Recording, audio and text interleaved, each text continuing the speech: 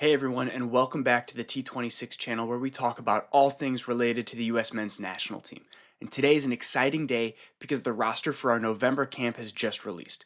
And before we get started, don't forget to hit like and subscribe so you don't miss anything related to the US men's national team as we get closer to the 2026 World Cup. Today, we're going to look through the roster, talk about some of the names that were called in and some of the names who were left off, as well as some of the potential strategy behind the call-ins or snubs. And finally, I'll lay out what I think our starting 11 should be when we line up for our first friendly versus Paraguay on November 15th. The first position that we're going to look at is our goalkeepers, and Mauricio Pochettino elected to call in 4 players at this position once again. Roman Celentano of FC Cincinnati, Matt Freese of NYCFC, Jonathan Klinsmann of Cesena in Serie B, and Patrick Schulte of the Columbus Crew. Now, I think it's very clear that Matt Freese is our number 1 goalkeeper, and everybody else is battling it out to just make the roster. Freese started every game throughout the Gold Cup and has played in every single camp since. I think Mauricio Pochettino wants to continue to give him minutes to continue to grow in his confidence and within his experience at the international level. That's going to be incredibly important because the highest level he's ever played at is in MLS. That's quite a jump when getting into the World Cup. Moving on to our defenders, we have Max Arston of the Columbus Crew, Serginho Dest of PSV, Alex Freeman of Orlando City, Mark McKenzie of Toulouse, Tim Ream of Charlotte FC, Miles Robinson of FC Cincinnati, Joe Scally of Borussia Mönchengladbach, John Tolkien of Holstein Kiel, and Austin Trusty of Celtic. And the big name that stands out here is Joe Scally. Joe has been on the outs with Mauricio Pochettino for some time now, and a lot of us were wondering if he was ever going to get called back in because it clearly hadn't been about his level of play and ability to contribute. He's been a consistent starter for a solid Bundesliga level team for the last 5 years, and he's been playing in a position of need for us. Serginho Dest had been out for an extended period of time, and Mauricio Pochettino elected to leave Joe Scally at home and bring in other players. Joe Scally has been a very solid starter for us. He's not the biggest contributor when it comes to the offensive side of the ball, but he has been a great depth piece and defensive staple for us at that right back position. And this season, he's even been shown to contribute as a right wing back and is impressing going forward. Is he at the level of Serginho Dest? Absolutely not. Very few players in our talent pool have that offensive flair and capability that Dest does. But does he have a place here? All signs point to yes. If he can get back in Mauricio Pochettino's good graces, I think he has the ability to displace Alex Freeman at that right back, right wing back position. Something else to note here when looking at our defenders is that we've only called in 4 true center backs. Based on us playing a back 3 the last 2 camps, typically you would expect to see at least 5 center backs here. What that leads me to believe is that he could continue to try out Alex Freeman as a right center back or Joe Scally, who we have seen play right center back for Gladbach in the past. He's doing really, really well as a right wing back currently, but we know that he has the capabilities of a right center back in his bag. So seeing the numbers that are called in, if we are going to continue to play a 3-4-2-1 formation, I think we can expect to see one or both of those players as a right center back this camp, with Serginho Dest as that right wing back. Moving into our midfield, we have Tyler Adams of AFC Bournemouth, Sebastian Berhalter of the Vancouver Whitecaps, Aidan Morris from Middlesbrough, Gio Reyna from Borussia Mönchengladbach, Christian Roldan of the Seattle Sounders, Tanner Tessman of Olympique Lyon, and Sean Zawadzki of the Columbus Crew. Looking at our midfield, there are some big names that are here, and there are some big names that have now made their way back into the roster, but there are also some serious names that are not here. And I will get into those names that have been left off the roster and potentially why after we break down the names that were called in. But it's really important to pay attention here to one name that was called in, and that is Gio Reyna of Borussia Mönchengladbach. Gio Reyna has been out of the US men's national team picture for an extended period of time. Part of that has been based on health. Part of that has been based upon form and minutes. Clearly, the health impacts the form and the minutes. Talent has never been the issue with Gio, but his ability to stay on the field and remain available for his club to prove that he deserves to get called into the national team has been greatly impacted by his availability. He's just come off an injury, has strung together a couple of performances as a sub, and has looked fairly good. And again, we all know that the talent is there. We all know that the vision is there with Gio Reyna. Now, can he elevate his game to the international level again? And can he remain healthy for us? Because if he can, I think he can contribute. I think that creative attacking mid 10 role currently belongs to Malik Tillman because he has proven that he can stay healthy and be a little bit more reliable when it comes to who can show up and be on the field. But having Gio Reyna in our roster and in our player pool is a great benefit for us. He is one of the players who can raise our ceiling when he's called in. And looking at our forwards, we have Brendan Aronson of Leeds United, Fuller and Balogun of Monaco, Diego Luna of Real Salt Lake, Ricardo Pepi of PSV Eindhoven, and Haji Wright of Coventry City. And this is the first time in a long time that I think we've called in our three best strikers. Fuller and Balogun being number 1, Ricardo Pepi being number 2, and Haji Wright being number 3. All three players have been in relatively good form and have been finding the back of the net. I think Balogun is our clear starter and clear number 1. Pepi has traditionally been right on Balogun's heels. I think the gap has widened a little bit recently, but Pepi continues to find the back of the net. And Haji Wright cannot be ignored because he is continuing to play well with Coventry in the championship. Not to mention the fact that he got on the score sheet in the October window. And that's going to stick around in Mauricio Pochettino's eyes. And so I think the big battle here is going to come between Pepi and Haji to see who's going to be that second string striker. Overall, I think this is close to as good of a roster that we could put together. Obviously, we're missing some very, very big names that we're going to talk about in just a minute, but given the availability of the players that we do have, I think that we've called in the right ones. So now that we've talked about all the players who are here, let's talk about the players who are not.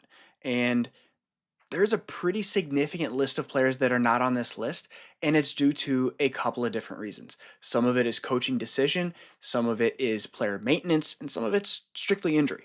So looking at the defensive side of the ball, the first name that jumps out to me is Matt Turner, right? He's a goaltender. He's not here. He's actually training with his former club, Crystal Palace, and I'm not really sure why. To me, that doesn't make sense.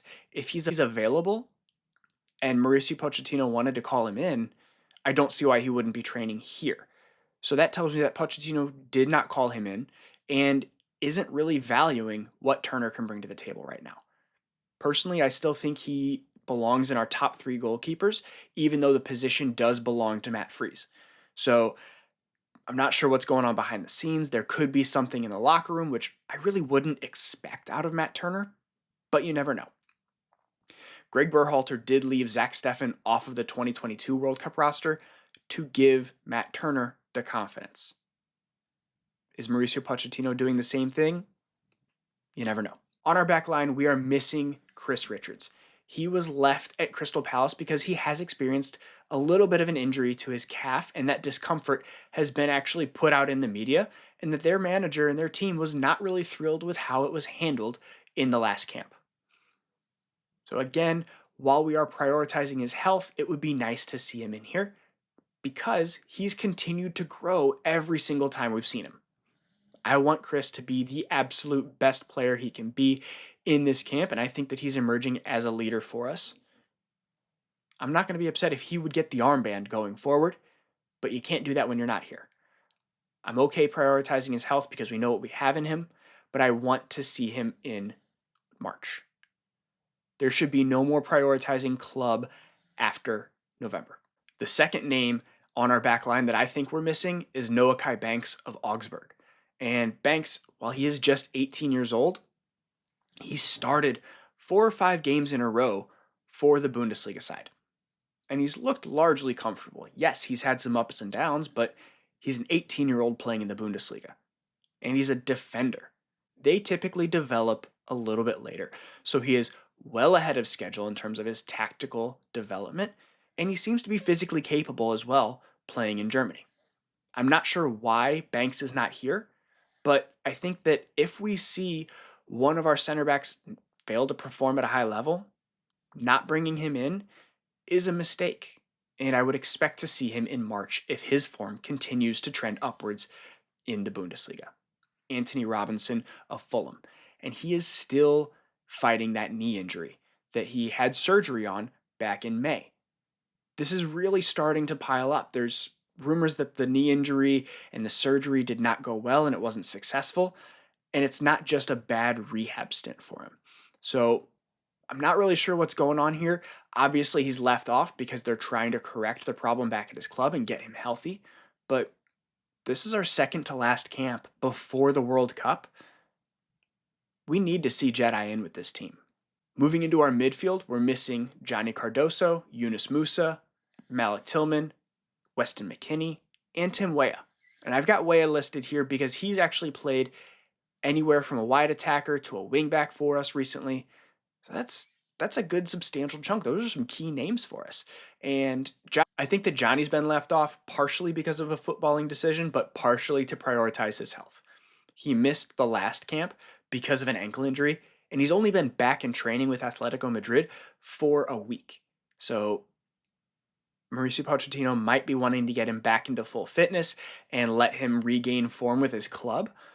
But it also could be the fact that Johnny's never really performed well with the U.S. men's national team. And while that is a concern, yes, I think he's a player that we need to continue to persist on. Just like Malik Tillman. We gave him a run of games, and now he seems to be confident and he seems to be integrated with the group and playing at a high level.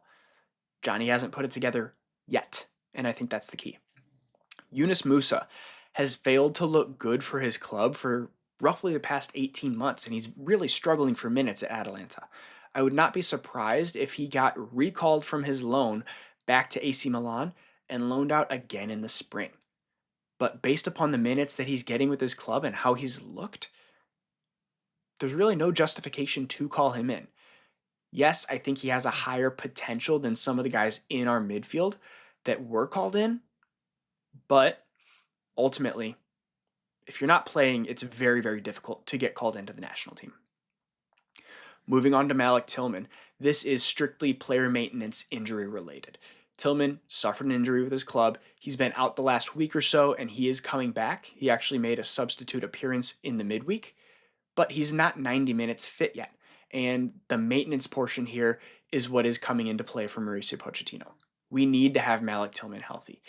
Yes, it's great to have Gio in, but he's proven that he cannot be relied upon due to his health.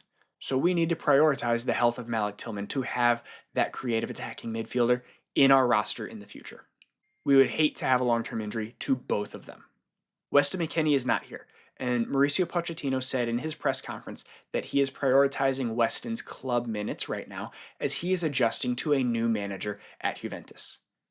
Yes, Weston has started to play really well under this new manager and earned his trust so far, but getting called away to international duty while other players can train and adapt to a new coach's style could play against Weston in the long run. I would love to see Weston here because we need to start developing chemistry as a national team and prioritizing that, as again, we only have one camp left in March.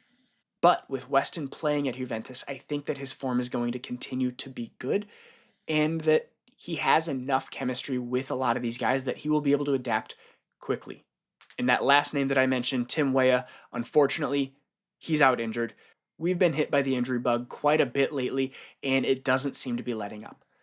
Weah's injury doesn't seem to be too serious, but it is enough to keep him out of this camp, and he's missed a couple of matches so far for his club. Hopefully he can come back and be healthy very soon, regain form, and come back strong in March. Now looking up to our attackers, like I mentioned, I think we have our top three strikers here, but we are missing two very prominent wide attacking players, one being our best player overall in Christian Pulisic, and another being Alejandro Zendejas, who has looked very good for the U.S. men's national team lately.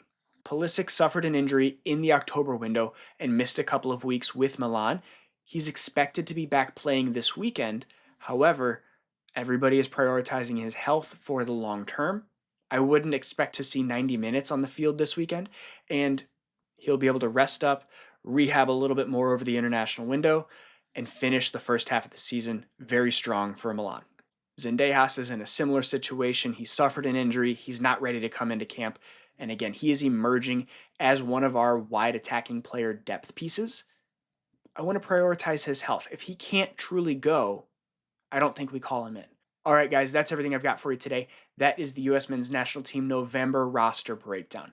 Let me know your thoughts. Who else was snubbed? Who do we need to see called in the future? And what are you most excited to see this team do in the games? Thanks for watching, and I'll see you next time.